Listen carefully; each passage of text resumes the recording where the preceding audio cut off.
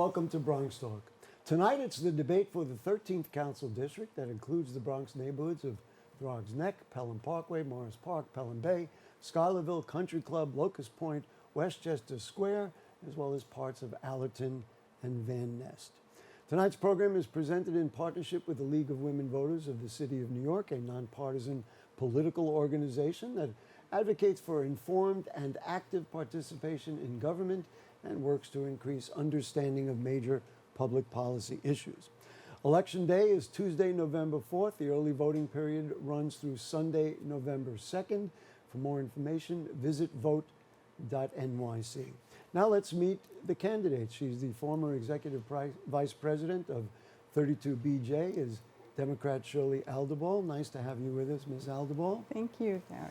Running on the Unity Party line is the founder of Serving Our Youth, a youth advocacy program. It is Mr. Joel Rivera. Mr. Rivera, nice to have you with us. Gary? And the incumbent is Republican Kristy Marmorato. Council member, nice to have you with us. Thank you for having me. Candidates in tonight's debate, I will direct a question to one candidate. That candidate will have 90 seconds to respond.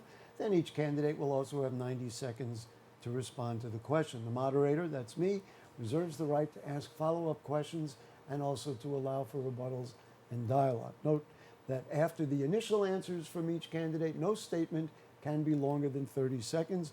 Also, please note there will be no opening statements, but at the end of the program, each candidate will have 1 minute to offer a concluding comment. Candidates, let's begin. We'll start with a question that I'm sure each of you is well prepared to answer. What in your experience, we'll start with you, Ms. Aldebol, what in your experience makes you the most qualified of the three candidates to be the city council member in the 13th Council District? Well, Gary, I have a 36 plus year career in the labor movement. I started my career as a caseworker for the City of New York. And I set out to advocate for caseworkers to have lower caseloads, and I got involved with my union, and I went from there. I was the executive vice president of Local 371, the Social Service Employees Union. I've organized workers in Puerto Rico, here in New York, and throughout the United States. I've negotiated thousands of contracts for working families. I've won health care, I've won pensions, I've won all kinds of benefits for workers, higher wages, and I've built an organization of workers that advocates and fights for the things that they need, not only in their workplaces, but in their communities. Thank you very much. Mr. Rivera. Thank you for having us, Gary. I worked for John Lew and Scott Stringer in the New York City Controller's Office. Also, at the early age of 19, I was a community liaison for Adolfo Carrion when he was a council member. So I've worked with government. But more importantly, I feel like our country is in a chaos right now. Our government is shut down. We have National Guards going into cities. And there's a division that's based on party politics. And I think that needs to stop. And I think I'm a candidate that can unify the 13th, that's not into party politics, that believes we have more in common, that we care about quality of life, affordability, and I'm not connected to what's going on nationally and what's going on in the 13th Council District. If you look online, the comments that are made, the sense of the 13th is very, very bipartisan, and that's the priority, and not quality of life and affordability and the average resident. I think I can bring unity, and I can put focus on what's important, which is the residents of the 13th Council District. Thank you very much. Council member, your answer to that question. Well, thank you for having me here today. It's Sure, always a of course. pleasure. I started with a healthcare career for 24 years within the community. I worked 16 years in District 13, taking care of many women that have come, many wives, sisters, daughters, and mothers through mammography and breast biopsies. I assisted doctors. But most importantly, I'm a mother who lives in this district. I am a homeowner, and I have a track record for the last 2 years that is untouchable. I've brought $300 million to our district. I've had one of the largest rezonings that this city has seen in a very long time. And I really stood by the community to be the voice of the people. I've supported many food initiatives. I have also supported our public schools and private schools. I have fought hard every single day while I've been in office. And I look forward to talking about how I've combated public safety and quality of life issues here in the district as well. Thank you very much. The next question, we'll go around, you folks, you'll see that we'll give each person a chance to go first. This question is for you, Mr. Rivera. Let's talk about the Bally's application for a casino license at Ferry Point Park. Obviously, the Gaming Commission will make the ultimate decision on whether to award Bally's one of the 3 available licenses. But after the City Council voted by a 32-12 vote to authorize the state legislature to pass a bill that would permit the alienation of approximately 16 acres of public parkland for the casino, the Bronx Citizens Action Committee, the CAC, voted 5-1 to approve the plan that once the casino opens its doors in 2030, it will mean annual contributions to a Bronx Community Investment Fund of more than $27 million a year. Is this a good deal for the Bronx and a good deal for the 13th Council District? Mr. Rivera, you first. I don't think so.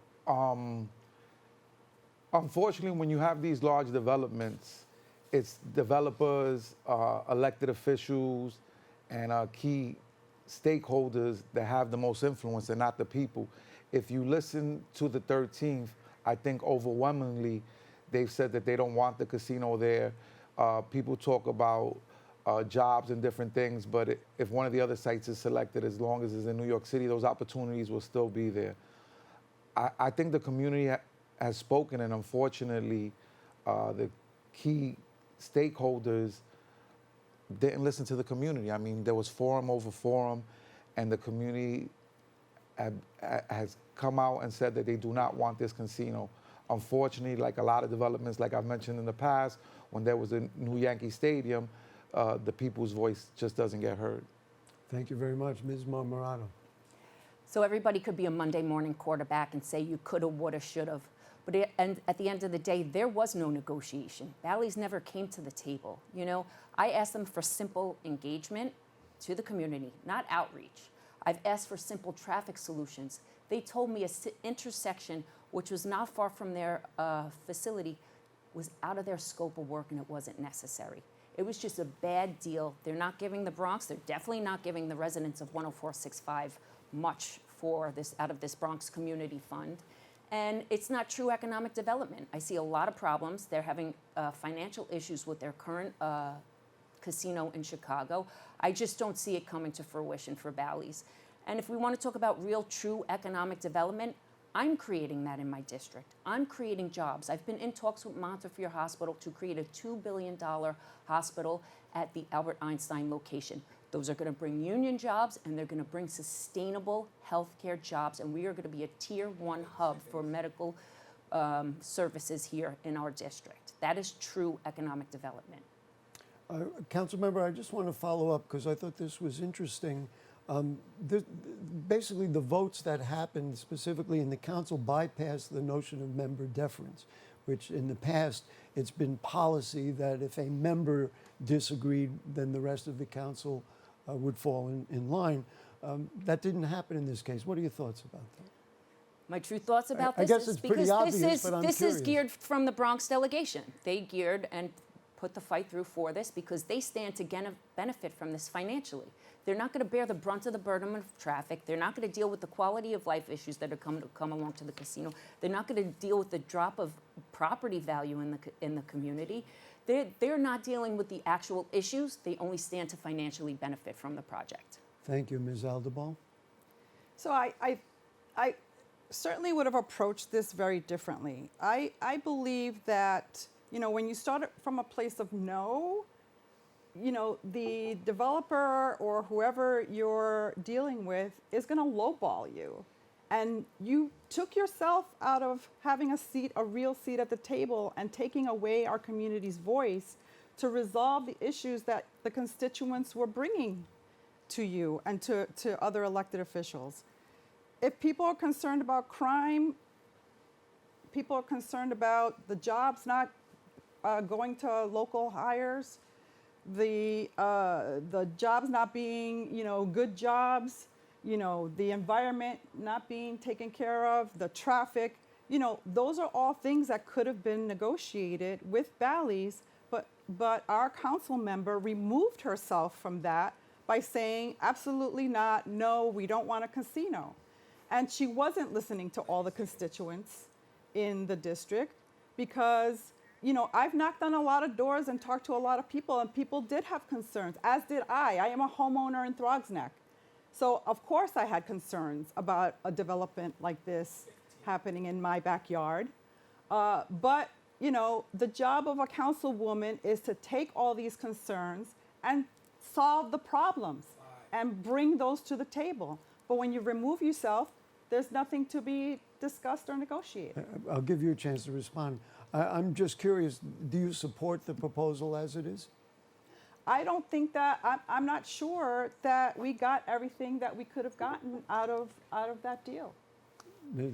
Clearly, Marmorato? this is a Monday morning quarterback situation because if you really knew what the process was all about, it was engagement. I've had Bally's up to giving the community, giving my representative who will hold District 13 $10 million. But at the end of the day, that's not going to fix the other issues that we're going to have in the district. And what's funny is even after the vote, this all goes to the CAC process, and that's when the actual negotiation begins. So even though they can commit to me $10 million for 106.5, when it gets to the CAC process, that can be all removed and reallocated the money to different other elected officials, Bronx-wide, not just our district. Thank you very much. All right, let's move on to another very controversial project, and that's first for you, council member. Let's talk about Just Home. Last month, the New York City Council voted 36-9 to approve the Just Home project, which would create 83 units of supportive housing for formerly incarcerated New Yorkers who have complex medical needs on the campus of Jacoby Medical Center. You're quite familiar with this project, as I'm sure the other candidates are. What do you think? It was never a good project to begin with. And that's because first it started as individuals who are leaving Rikers on compassionate release. And then because the time that it took, the law changed and it became pre-trial detainees, people who have committed crimes, who are homeless with mental health challenges and drug addiction, will have an apartment at a Jacoby campus. The community was never brought in. We were never consulted. They never gave us an opportunity to tell us what our needs in district were. So the community was outraged. And what's sad is Jacoby and Fortune Society have not gone back to the district to do any additional community outreach to see if they could bridge a gap or build a relationship with the community. So that is definitely a no for me. It's a flip-flopping deal. What's going to happen in another 5 years? Who are they going to let live there? But I did get a commitment from the mayoral administration stating that they are moving the Just Home Initiative project to another facility in Brooklyn, and that the residents of District 13 will have more of a say as to what goes there in that property. And we need senior housing. We need senior housing. We need and we're going to keep it housing, but we need our seniors to have a place to go.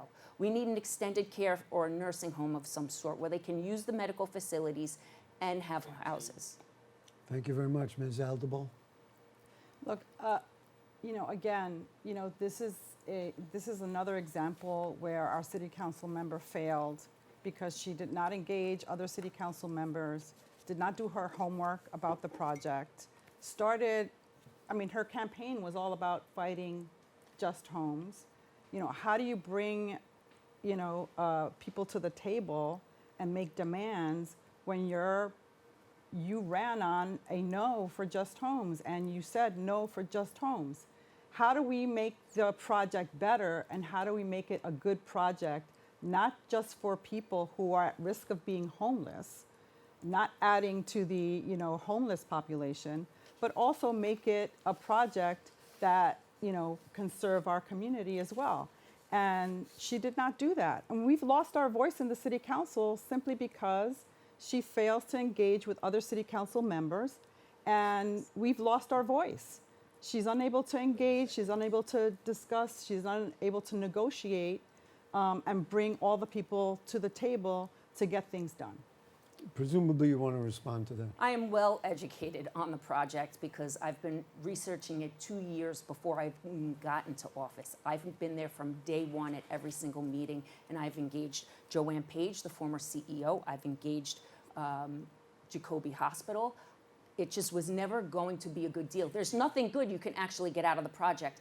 And to say that I don't engage with other city council members, they sided with me when it came to Bally's. I made phone calls and I asked them for their support and I gained their support. And these are council members who sit on the other side of the aisle. Thank you very much. Mr. Rivera. I think the concept, like a lot of concepts, right, was a good idea. If someone is terminal, they should have a place to live. But the problem is, when we go from point A to point B, right, we come up with these grandiose ideas, but the actual implementation of them becomes something different. And just like in this project, originally what it was set out for, then it changed. Then someone even with asthma could get into the unit, and that becomes the disconnect. And that's the problem with a lot of these development projects. They say one thing, but there's no accountability once it crosses the finish line. And then if they don't do what they say, we're there with our hands out holding the bag saying, hey, wait a minute, as residents, as people that live in the community, to deal with the aftermath. And that's my problem with a lot of these development projects. We're promised the pie in the sky. It doesn't happen, but there's nothing written concrete that says if they don't fulfill what they promise, what's the punitive damages, what repercussion, what can we do as residents to say, wait a minute, we were told one thing and now you're doing another. It's the same thing a lot of times with the shelters. Thank you very much. Anybody else want to add anything before we move on? I think we're in good shape. Let's talk about healthcare. It's the largest industry in the Bronx, and obviously Bronxites are very concerned. Currently, the federal government is shut down over a disagreement on the future of healthcare funding and other supportive programs like SNAP benefits. In fact, Congressman Richie Torres said that if the unnegotiated bill that's on the table becomes law, 24 million people will see their health care costs rise over 114%. Hospitals receive significant funding through Medicaid, which is not only health care for the poor, but also for home care and long-term care for the disabled and chronically ill. If the bill is not renegotiated and the cuts are made, if you are elected council member, how can you support constituents who have been greatly affected? Ms. Aldebol. Look, I think that we are in a healthcare crisis. Our council member voted against a bill that would bring hospital care costs down. We have over 100,000 Bronxites that will lose health care if Medicaid cuts go through. That includes seniors, that includes veterans, that includes low-wage workers who unfortunately don't get health care through their employers. Premiums going up 115% was the figure you gave. That's untenable for people who are suffering from an affordability crisis, can't afford the rent, can't afford groceries, and now they have to make decisions about their health care. We have to bring everyone to the table, and healthcare has to be a priority for our city. And as we're going into budget negotiations, we have to make sure that our healthcare people are taken care of and people get healthcare. So if in fact, we don't control, none of the folks here control the federal government. If in fact the cuts go through, what does a city council member do? Well, I think we have to negotiate with the state, and we have to make sure that the state provides the funding that is needed. And we also have to set some priorities and make sure that people that need health care are able to get health care. We have to fund our public hospitals. We have to, fund our health care clinics. We have to fund, mental health care facilities. All of these things, we have to make hard decisions about what needs to get funding. And we need to live in a healthy city. That's not going to happen if people don't have health care. Thank you. Mr. Rivera. I think it preludes to what I said earlier about this national crisis, right? Where we've gotten to the point where because of politics, we can't even keep our government open anymore. Even if you hear the exchange between my colleagues here, is very prevalent. There's not much we could do, to be honest, Gary. I don't know, maybe if we could have some sort of subsidy to offset some of the costs and reach out to our state elected officials. But the issue becomes the same thing with the Board of Education, the same thing with Big Farm. These corporations and lobbyists and special interest groups take the priority, and us as New York City residents and Bronx residents are left behind. And I think that's what's happening with the healthcare system, unfortunately. Thank you very much, Ms. Marmorato. So I've studied healthcare administration, and I can tell you that Medicaid is being grossly misused. It is put on this, it was created for people with kidney transplants, extended care, and adults with children who are disabled and can't get insurance for long term. A lot of people are using Medicaid to go to a hospital because they have a cough or a cold. And I think there really needs to be a full investigation as to what is really going on, who's using these programs. But what I can personally do in the city council, I can help offset the costs of like everyday life. We provide tons of hot meals within the district to help free up money for seniors and people within the community. I've given out over 10,000 meals in the district. We do fresh fruits and vegetables.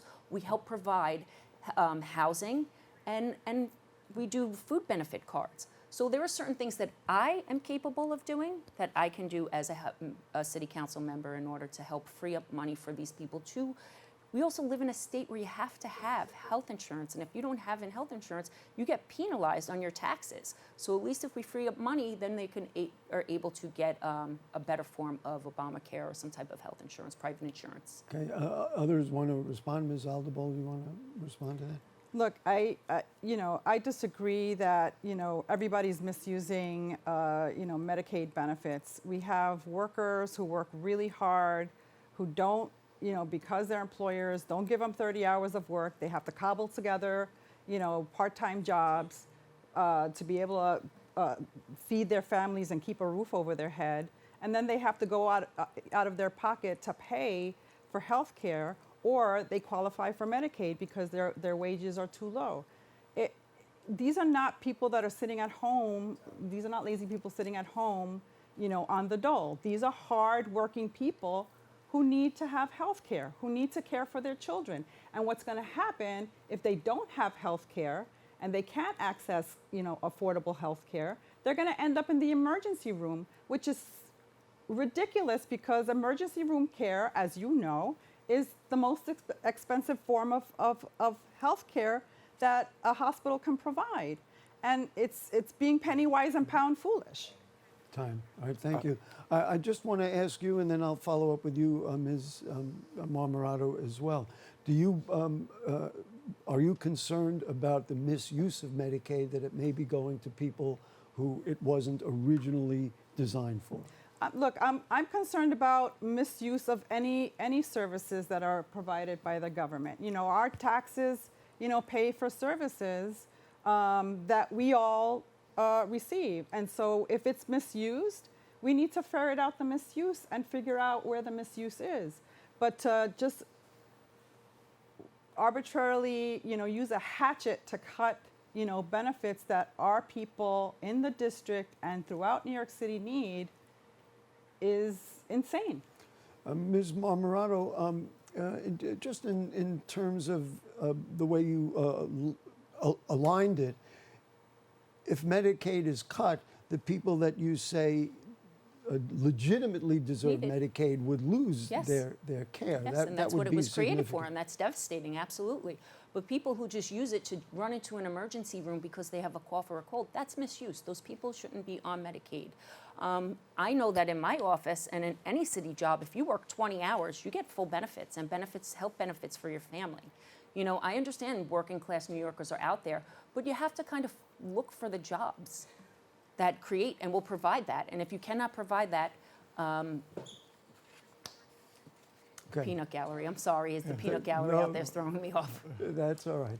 Thank you very Gary, much. if I may. Sure, of course. I think we're talking about the misuse of people using Medicaid, but we're not talking about the elephant in the room, which is Big Pharma and how there's so much waste. Things as simple as medication, that is 4 or 5 times the amount here that people actually go to Canada to get medication, right? Because it's a lot cheaper. So I think we need to also look at other exploitations and costs that just don't make any sense that we as the individual have to pay for. Thank you very much. Mr. Rivera, I guess you're up next. President Trump has targeted Democratic-led cities by sending federal troops, explaining that they're there to crack down on protests, crime, and illegal immigration. This could be in addition to a large deployment of ICE agents in some cities. He's also threatened New York City directly, especially if the polls are right and Zoran Mamdani becomes the next mayor. In fact, if he does send troops into New York City, as a council member, what would you do and what would you recommend our next mayor do, regardless of who it is? I don't support troops being sent into cities. I don't think that was the purpose ever intended. I think also if you look at like you said, he's sending them to Democratic led cities, but there are other cities that are red that have Little Arkansas, that have high crime areas that he's not focusing on. So again, my theme, right, since I started in the beginning, is this party politics that's taking place. And I think our country is at a loss. And I think the 13th district is following that loss. If you look at the back and forth between the two candidates, if you look online, the communications between people that live in the district, it's really ugly, it's really divisive, and it's taking away focus. There's something that's called divide and conquer, and it works. And unfortunately, it's working in the 13th, and we're losing focus on what's important, which is affordability, quality of life, seniors, education, and we're talking about red and blue and this and that, and things that are just meant to distract us instead of focusing on what's important, which is the residents of the 13th. Thank you very much, Council Member. So as far as public safety is concerned, if Zoran Mamdani does defund the police, I think we are going to need troops sent into our district. And as far as ICE, you had mentioned something about ICE, correct? Yes, and ICE obviously has been around the courthouse downtown. I mean, Yeah. and we haven't been inundated like some other cities, but they're here somewhere. Yeah, what I provide in my office is every Monday we provide immigration services to allow the people from District 13 who do not have their paperwork in order to get them to sit with an attorney to help them to go through the process, because we want them to have the correct path to citizenship, and we will always support them. I've actually had 2 people who I know personally use these services, and we're proud to do that. We're proud to get them the correct pathway to citizenship. Thank you very much, Ms. Aldebol. So, I am completely against, ICE agents and troops coming into New York City, because we elect a mayor who happens to be Muslim, who's a democratic socialist, who is not going to defund the police. You can't just defund the police. I am not for defunding the police.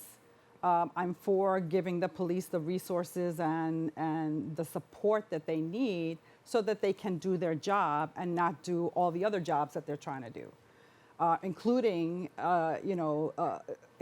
being ICE agents. People that go to court for regular ICE check-in should not be afraid of following a legal process, should not be afraid of being met with ICE agents at the courthouse door. They should not be afraid of taking their children to school. They should not be afraid of accessing health care.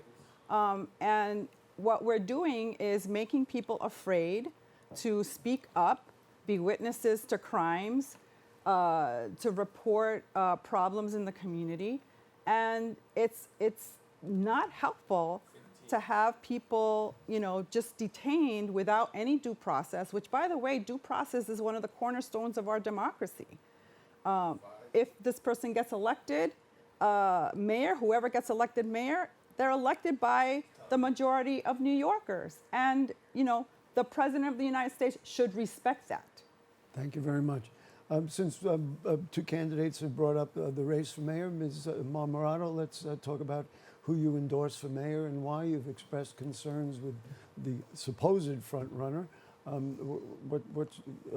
You're out there endorsing Mr. Sliwa. What are your thoughts? Yes, I support Curtis Lewa because I know from day one he's going to be the people's mayor, and he will bring as many police officers and hire them as on day one, and try to bulk up the police department to do the right thing because he is a law and order candidate. I do not support Andrew Cuomo because I support women. So when the Democratic Party supported him, I was really disappointed in that. And with Zohan, taxing the outer boroughs is not a good thing for all of us out here in District 13. Now, you had some differences with Curtis Lewa and the Guardian Angels at the last Yes. election. You've presumably cleared that up with Yes. him? Yes. And then the other question You is, have to have a short-term memory in this field, don't you think? You have to move along, and you have to get on. You have to work together with people. I know all about it. Also, it's of note, the Daily News urged him to drop out in an editorial this morning, and John Castimittis apparently has gone out in public and said that I absolutely don't think he should drop out. He is the Republican Party candidate. He deserves that position. If anybody should drop out, it should be any of the independents. Thank you very much. Ms. Aldebol, your thought on the race for mayor? Whoever becomes the mayor, you're going to need a strong city council who's going to be able to work with that mayor to get things done. I am a person who has had 36 years, in the labor movement, sitting across the table from, landlords, developers, employers, creating, working with them to create jobs in this city, raise wages, health care, and certainly, fear-mongering and saying that the new mayor is going to defund the police and the world is going to go to hell is not the way to deal with politics in this city. Thank you very much. Mr. Rivera.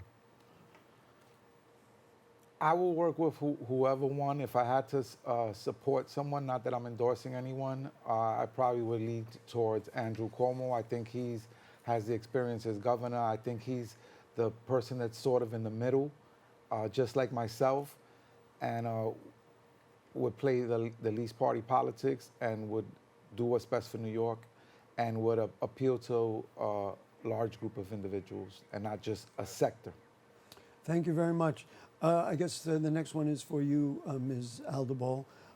Let's talk about housing. Various polls have shown that housing is on the top of New Yorkers' list when they go to vote this year. In August, the City Council unanimously approved an ambitious rezoning plan that will bring thousands of new homes to areas around 4 new Metro North stations being constructed in the Bronx and Hunts Point, Parkchester, Van Ness, Morris Park, and Co-op City.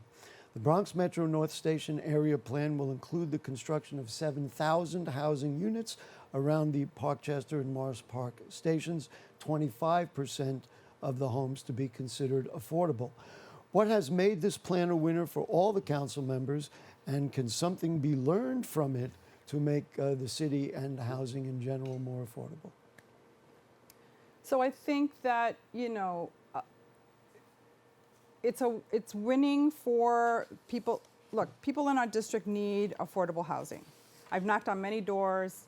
I talked to, folks from Pelham Bay to Throggs Neck. People are concerned that they're not going to be able to pay rent or stay in their homes for a variety of reasons. I'm a homeowner. My neighbor, is getting older and she's having a hard time, making ends meet. May have to sell her home. Would like to stay in the neighborhood. We would like to have a place for her to go that she can afford. I think it's a winning solution to, create zoning that is going to be good for the community, that's going to deal with infrastructure, that is near public transportation, and that's going to create good jobs. Thank you very much. Mr. Rivera? I think affordability is very important. I think we need to relook at the formula that decides what's affordable. A lot of times when you look at these new affordable units, a studio, 2,400, a 1-bedroom, 2,600, who's this affordable to? So the formula that we're using to decide what's affordable, I think is broken. I think we need to relook at what the average working class person in an area makes and what they can afford, and apply that to the price of the units. most of the time when I speak to people in the community and I'm talking to them about affordability, they're like, this, I can't afford that, you know, and especially families, if you need a 2 or 3 bedroom, people are having to cramp into with 2 or 3 kids into a 1 bedroom because the pricing for 2 bedrooms and 3 bedrooms is just out of reach and unreasonable. Thank you very much, Ms. Marmorato. I am very proud of the work that I did and how I negotiated the Bronx Metro North deal. We've gotten about $280 million to our district alone with that. We've created 5,000 apartments, 1,400 of them have an affordability component to it. And I'm proud enough to say we were able to have 500 home ownership opportunities, because home ownership is the pathway to the middle class. We were able to get $170 million in infrastructure for sewers and catch basements. We were able to get $50 million in parks and green spaces in the area, and $10 million to our 49th precinct that is housed right over there. And I was able to take off larger portions of the rezoning that infringed and encroached on the small density parts of the district. You can't have a 12-story building when you have ranch-style houses, and it was important to me that it respected the fabric of the low-density community. Thank you very much. Candidate, we have time for one more question, and we'll ask you to cut it to 1-minute answers. Our timekeeper, Joan Boomchan, you'll get that as well.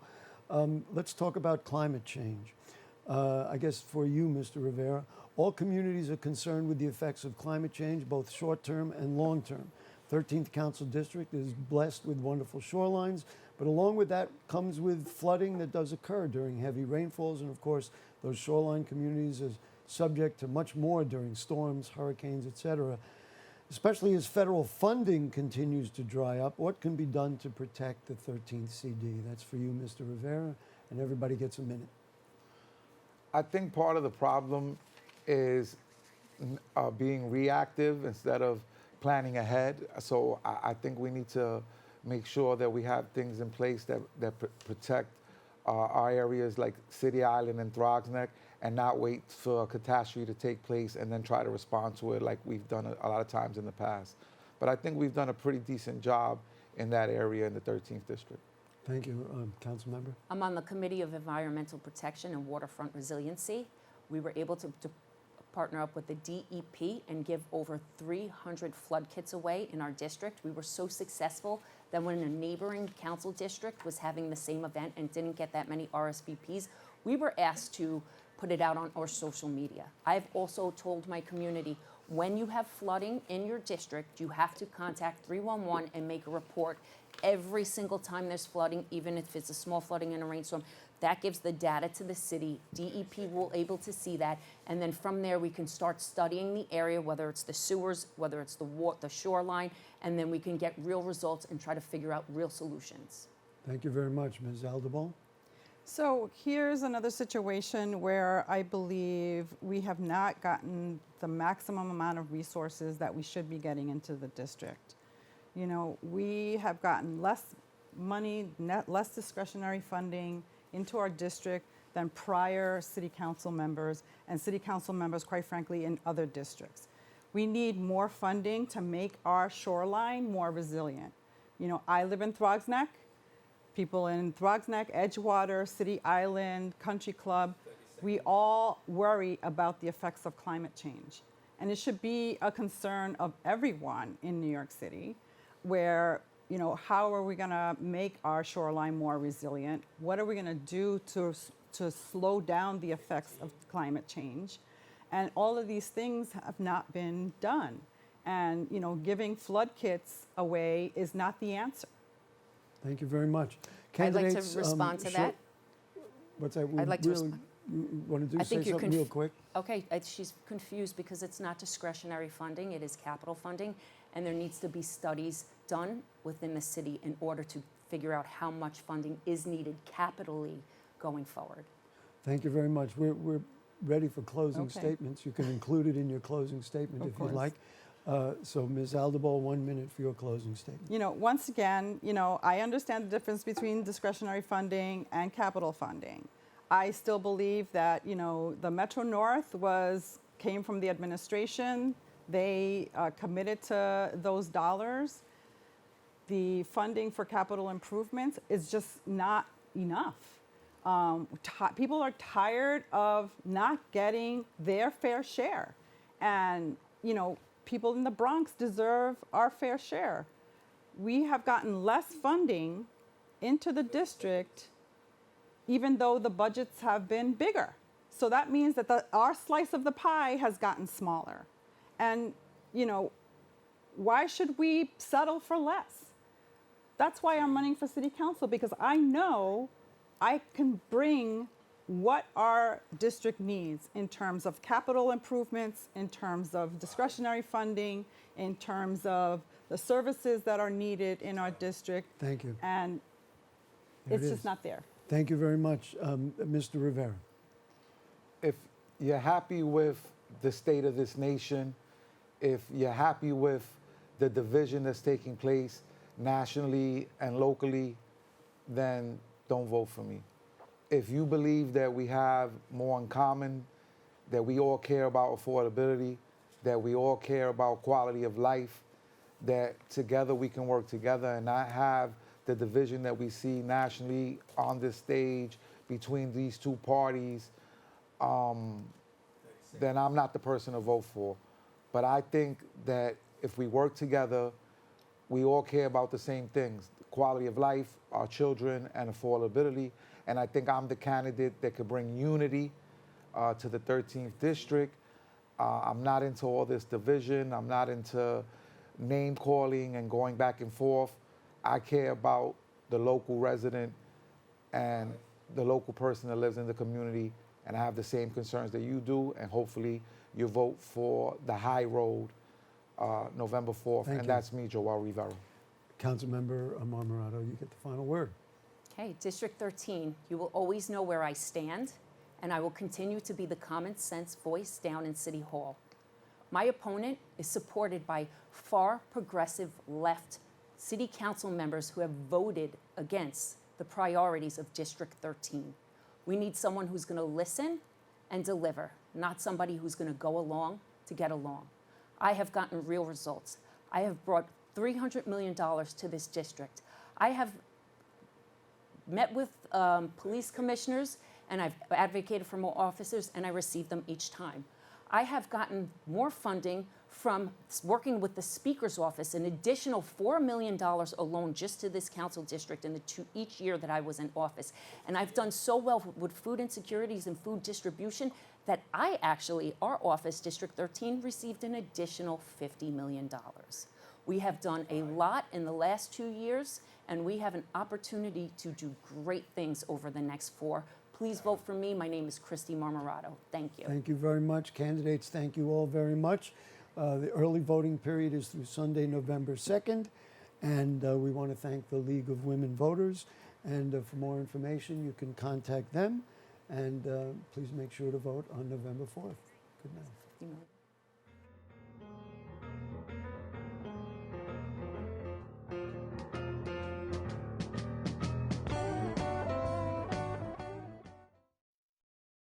After the recording of the program, candidate Marmorato's campaign reached out to BronxNet to clarify that the council member intended to state $50,000 in additional funding for the food pantry rather than the $50 million she said in her closing comment.